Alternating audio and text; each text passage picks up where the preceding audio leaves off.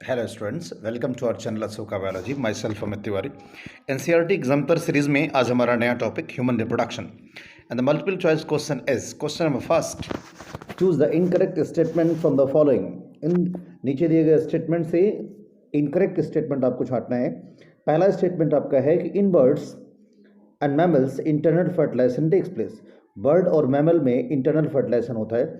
This sentence is correct. Okay. Second is colostrum contains antibody and nutrients. Colostrum क्या रखता है? Antibody और nutrients. देखिए, कोलेस्ट्रम में IgA भी होता है और ये नरिशमेंट प्रोवाइड करता है बच्चे को, न्यू बॉर्न बेबी को। तो ये सेंटेंस भी आपका सही है। Polyspermy in mammals is prevented by the chemical change. Polyspermy जो होता है ये मैमल्स में केमिकल चेंज की वजह से होता है ऑन द एग सरफेस। जी नहीं, एक्चुअल में क्या होता है ना कि पॉलीस्पर्मी जो होता है ये एक फिजिकल चेंज की वजह से बेसिकली होता है केमिकल चेंज की वजह से भी है, लेकिन प्राइमरली जो है वो फिजिकल चेंज रिस्पॉन्सिबल होता है रेदर देन केमिकल चेंज। तो एक्चुअल में होता है कैसे है? तो via absorption of H2O by zona pellucida resulting the swelling and that's why the physical change takes place. So C option will be the incorrect. D option, in the female implantation occurs almost 7 days after fertilization. तो human female में 7 दिन के बाद fertilisation के बाद implantation हो जाता है, जिससे कि ब्लास्टोसिस जाके वोम से अटैच कर जाता है यूट्रस में, तो इंडोमेट्रियम में। तो the identify the correct statement from the following. तो करेक्ट स्टेटमेंट छांटना है। एक्चुअल में इस जो कुछ पुरानी एग्जाम्पल होगी तो वहाँ पे रॉन्ग पूछा हुआ है, तो सवाल ही सही नहीं कर पाएंगे। तो जो ये न्यू एग्जाम्पल हमने डाउनलोड करी है उससे ये मिल रहा है। तो option A, high level of oestrogen trigger the ovulatory surge, ये गलत है। LH और FSH जब हाई लेवल पे होता है तो ओवुलेशन की बात करते हैं। Second, oogonia start to proliferate and give rise to functional ova in the regular cycle from the puberty onward. ऐसा नहीं होता। ये ओगोनियल सेल जो है इसकी एक्टिविटी सीज हो जाती है when girl child is still in the वॉर्म। तो वॉर्म में ही रहता तभी इसकी एक्टिविटी स्टॉप हो जाती है, तो इसलिए ये सेंटेंस सही नहीं हो सकता। C option, sperm release from the seminiferous tubule are highly motile. तो स्पर्म जो रिलीज निकलता है सेमिनिफेरस ट्यूबुल से वो बहुत मोटाइल नहीं होता, वो नॉन मोटाइल होता है। बाद में फिर मोटिलिटी की बात काउंट होती है।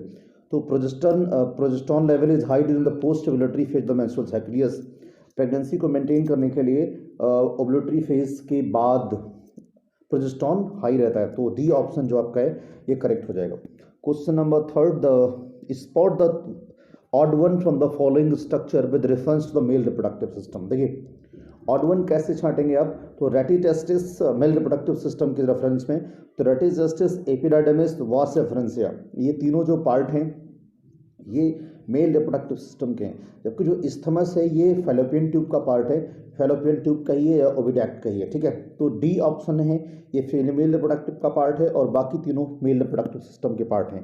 तो आंसर शुड बी डी हो जाएगा, याद रखिएगा। ऑप्शन आपका क्या होगा? डी ऑप्शन हो जाएगा। Question number 4, seminal plasma the fluid part of the semen is contributed by. तो देखिए, सेमाइनल प्लाज्मा में कौन कौन कंट्रीब्यूट करता है? तो इसमें यूरेथ्रा कोई कंट्रीब्यूशन प्ले नहीं करता सर। तो 1 सही है आपका, सेकंड सही है और 4th सही है, लेकिन किसी भी सूरत में इसमें यूरेथ्रा कंट्रीब्यूट नहीं करता। तो I think so second option will be the okay. Question number 5, spermiation is the process of the release of sperm from. तो स्पर्मिएशन क्या है? स्पर्मिएशन एक ऐसी प्रक्रिया है जिसमें स्पर्मेटोजोआ निकल के बाहर आता है। तो स्पर्मिएशन में स्पर्म बाहर आ जाता है फ्रॉम द सेमिनिफेरस ट्यूबुल्स। बाकी आप स्पर्मेटोजेनेसिस, स्पर्मियोजेनेसिस, ये सारी बातें आपको पता होनी चाहिए, बिना इसके काम नहीं चल पाएगा। तो 5 में आपका आंसर क्या होगा sir? Seminiferous tubule, okay, A answer. Question number 6, mature graphene follicle is generally present in ovary of healthy human female, ठीक है। तो मैच्योर ग्राफिन फॉलिकल जो प्रेजेंट होगा ओवरी में ये ह्यूमन फीमेल के, ये कब मिलेगा आपको? तो it will obtain the 11 to 17 days the menstrual cycle, क्योंकि इसी समय ओव्यूलेशन की बात हम सोच सकते हैं। तो 14th डेज हमको 11 और 17 के बीच में मिल रहा है, इसलिए ये आपका आंसर हो जाएगा। तो आंसर शुड बी सेकंड, ठीक है। क्या होगा answer? Second answer, 11 to 17 days of the menstrual cycle, मतलब B option. Question number 7, acrosomal reaction of the sperm occurs due to. तो एक्रोसोमल जो रिएक्शन है वो स्पर्म में कैसे होती है और कहाँ होती है? तो पहला ऑप्शन है, it contact with the zona pellucida of the ओवा।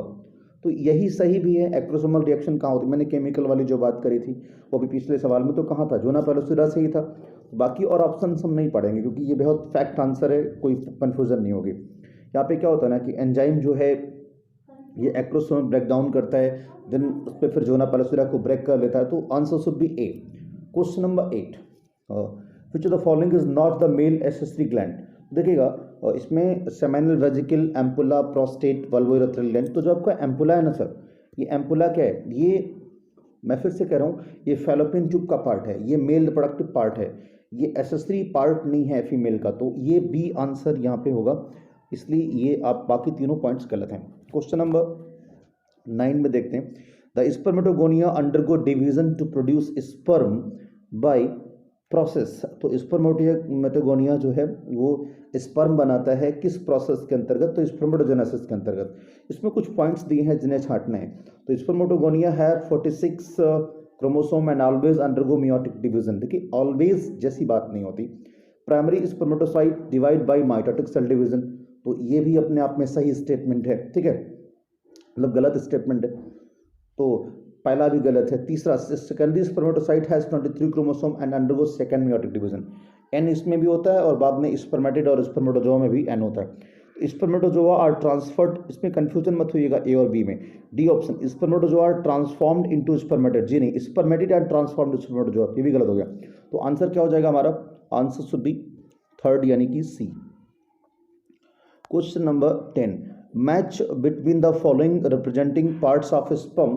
दोनों को मैच करिएगा। तो पहला आपका हेड है। अब हेड में क्या होता है, न्यूक्लिक एसिड होता है, तो ए का 4 हो जाएगा। मिडिल पीस में आप किसकी बात करेंगे, अगर आप मिडिल पीस को देखते हैं तो कहीं ना कहीं फर्स्ट जो है वो सेकंड से मैच करेगा। जो आपका सी वाला है, आप एक्रोसोम देखिए ज़्यादा कॉमन है, तो सी वाला एंजाइम से मैच करेगा, तो सी फर्स्ट। ए आपका किससे मैच कर गया जाके, हेड फोर्थ, मतलब ए 4। एंड डी किससे मैच कर रहे हैं, डी मतलब टेल। अब टेल अगर रिप्रेजेंट करना है तो स्पर्म मोटिलिटी को काउंट करेंगे, तो डी सेकेंड, सी फर्स्ट, ए न्यूक्लिक एसिड और बी एनर्जी माइटोकॉन्ड्रिया। अब आइए आराम से मैच करके आंसर कर लेते हैं। तो आंसर आपका क्या हो जाएगा, option should be B, A4 B third, C1 D2 etcetera. तो बेहद आसान हो जाएगा, तो बी ऑप्शन हो जाएगा हमारा। चलिए टिक कर लीजिएगा बी ऑप्शन। चलिए question number 11, which among the following is 23 chromosome. Spermatogonia, spermatogonia क्या होता है, ये 2n है, तो यहाँ पे 46 क्रोमोसोम हो जाएंगे, ये गलत हो गया। जाइगोट में ये भी 2n है, ठीक है। इस सेकेंडरी ओसाइट में हमारे ये n है, और इसमें कितने क्रोमोसोम होते हैं, 23। Question number 12, which are the following and choose the correct options. इनमें से करेक्ट ऑप्शन आपको छांटना है। तो ट्रोफोब्लास्ट क्लीवेज, इसको मैच करना पड़ेगा ना सर। तो ट्रोफोब्लास्ट, अब ट्रोफोब्लास्ट जो आपका होता है, इसमें क्या है, जो सबसे लास्ट में देखते हैं इम्प्लांटेशन। अब इम्प्लांटेशन क्या होता है, ये ब्लास्टोसिस्ट का एंडोमेट्रियम में जाके अटैच करना। तो डी का फर्स्ट, अब डी का फर्स्ट सिर्फ हमारे में 2 ऑप्शन है, एक बी और एक डी। चलिए अब थर्ड करते हैं, इनर सेल मास। ये इनर सेल मास क्या होता है, इनर सेल मास होता है कि group of cells that would differentiate as embryo, ठीक है। अच्छा बी को चेक करते हैं, क्लीवेज। क्लीवेज में क्या होता है, माइटोटिक डिवीजन की बात करते हैं जाइगोट के अंदर, ठीक है। और ए हमारा क्या हो जाएगा, अब एक ही बचा हुआ है, outer layer of blastocyst attached to the endometrium. तो बी 12 का आंसर क्या हो जाएगा हमारा, सेकंड में हो जाएगा, जिसमें ये बेहद अच्छा सवाल है, इसकी इन्फॉर्मेशन को भी काउंट किया जा सकता है एग्जाम में, ठीक है। तो जरूर याद रखिएगा, इंपॉर्टेंट क्वेश्चन हो सकता है ये मैचिंग में। चलिए question number 13, which are the following hormone is not secreted by human placenta. तो ह्यूमन कोरियानिक गोनाडोट्रोपिन HCG निकलता है, एस्ट्रोजन निकलता है, प्रोजेस्टेरॉन भी निकलता है। LH जो है ये पिट्यूटरी ग्लैंड से निकलता है, ठीक है, पिट्यूटरी ग्लैंड से निकलने वाला हार्मोन है, ठीक है, पिट्यूटरी ग्लैंड। तो ये यहाँ पे आंसर हो जाएगा LH यहाँ से निकलता नहीं है, याद रखिएगा। चलिए question number 14, the vas deferens receives duct from seminal vesicles and opens into urethra as. तो अब ये फैक्ट है, ये याद करना पड़ेगा कि वास डिफरेंस जो है receives duct from the seminal vesicles, और फिर ये यूरेथ्रा में कैसे खुलता है, तो in the form of ejaculatory duct. Mark करिएगा, in the form of ejaculatory duct. 14 का आंसर बी हो जाएगा। चलिए question number 16, urethral meatus refers to urinogenital duct, opening of vas deferens into urethra, external opening of the urinogenital duct, muscles surrounding the urinogenital duct. चलिए answer बताइए। तो answer क्या हो जाएगा? External opening of urinogenital duct, इसका एक और नाम है यूरेथ्रल मीटर्स। चलिए तो लिखा ही है यहाँ पे, तो फिलहाल आंसर क्या हो जाएगा? Answer should B